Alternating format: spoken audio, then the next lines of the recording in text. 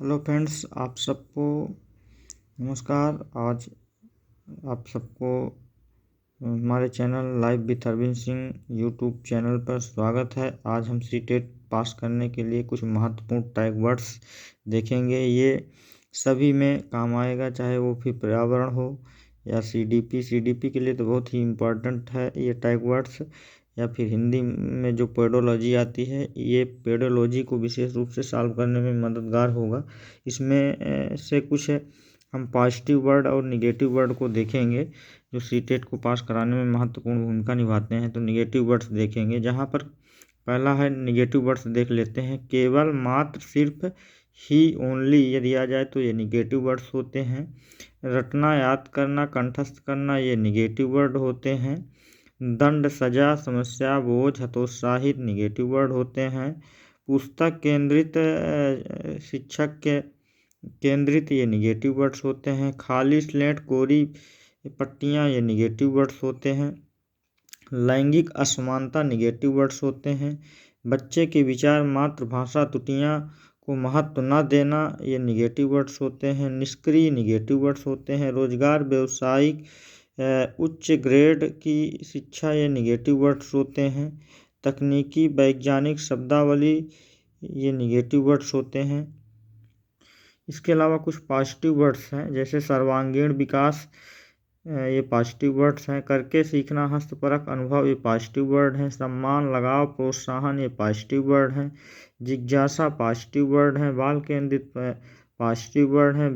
व्यवहारिक कुशलता positive word हैं। वास्तविक दैनिक जीवन से जोड़ना पॉजिटिव वर्ड हैं। लोकतांत्रिक, प्रजातांत्रिक वातावरण ये पॉजिटिव वर्ड हैं। समावेशी शिक्षा, समावेशी कक्षा ये पॉजिटिव वर्ड हैं। दृश्य और शब्द सामग्री ये पॉजिटिव वर्ड हैं। संसाधन पॉजिटिव वर्ड हैं। विभिन्न पदार्थों में भाषा प्रयोग पॉजिटिव वर्ड हैं। विभिन्न गतिविधियाँ ये पॉजिटिव वर्ड हैं। फ्रेंड्स, यदि ये कहीं भी इस तरह के वर्ड आ जाए तो प्रश्न के अकॉर्डिंग आप अपने से आंसर निकाल सकते हैं। और सीटेट में ज़्यादातर पॉजिटिव पेडोलॉजी सॉल्व करने के लिए पॉजिटिव और निगेटिव वर्ड का ही इस्तेमाल किया जाता है। इसमें से आपको 10 से 15 नंबर के क्वेश्चन आसानी से सॉल्व हो जाएंगे, और यहाँ से आप देख लीजिएगा, प्रश्न के अकॉर्डिंग ही करिएगा, क्योंकि प्रश्न क्या एज ए कंडीशनल क्या कहता है उसी अकॉर्डिंग ये आंसर लगाने होते हैं। तो ये है। इसके अलावा कुछ और सम इम्पॉर्टेंट है जिसको हम अभी आगे देख रहे हैं। ईवीएस अर्थात पर्यावरण को सॉल्व करने के लिए कुछ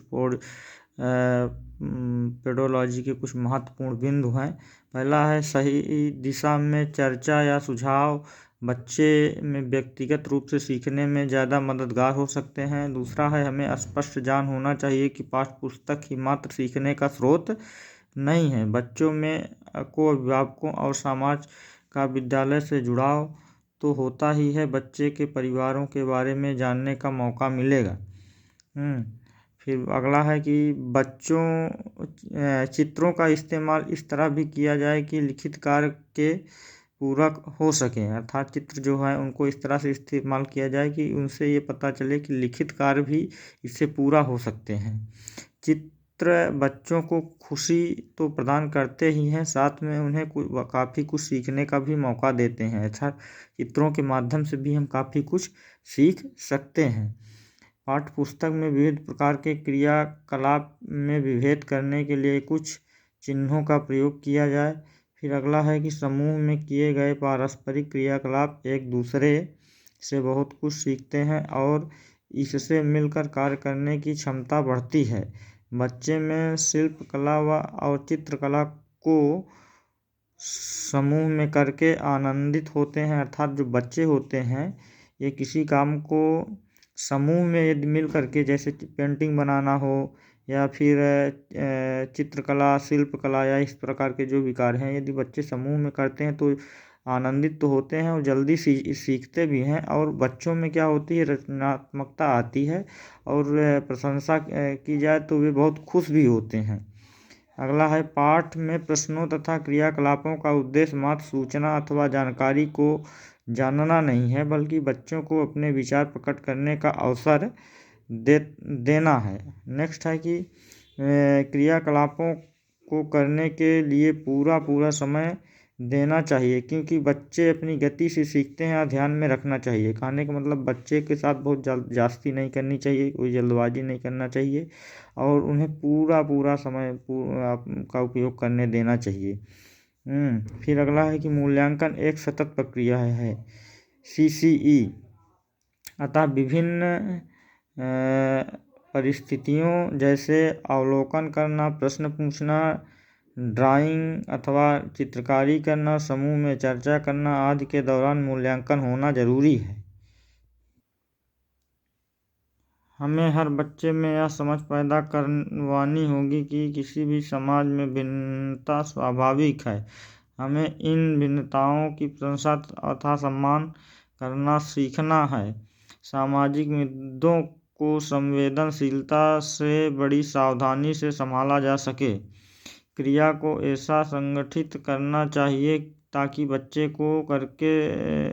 को सीखने का अवसर मिले। असम में बारिश के दौरान जगह जगह बांस का पुल का उपयोग किया जाता है। लद्दाख में ट्रॉली का उपयोग स्कूल पहुंचने में के लिए किया जाता है। केरल के कुछ भागों में बच्चे पानी को पार करने के लिए बल्लम अर्थात लकड़ी से बनी नाव में बैठकर स्कूल तक पहुंचते हैं। यह ध्यान में रखना चाहिए। यहाँ पे देखिए, केरल बल्लम लकड़ी की नाव, बस यही जानना चाहता था, बाकी सेंटेंस वो ऐसे ही आए हैं। मैदानी इलाके में बैलगाड़ी का उपयोग किया जाता है। जुगाड़ का तात्पर्य है कि हम अपनी तकनीक से गाड़ी को नए रूप में उसका विभिन्न कार्यों के लिए उपयोग कर सकते हैं। यह गाड़ी महज इसका उदाहरण है। उत्तर की पहाड़ियों में बर्फ जमी हुई अक्सर मिल जाती है, इसका ध्यान रखना चाहिए। तो ये कुछ इम्पॉर्टेंट थे जो पेडोलॉजी को सॉल्व करने में, किसी भी, चाहे हिंदी हो चाहे कोई भी, पेडोलॉजी को सॉल्व करने में बहुत ही मददगार होते हैं।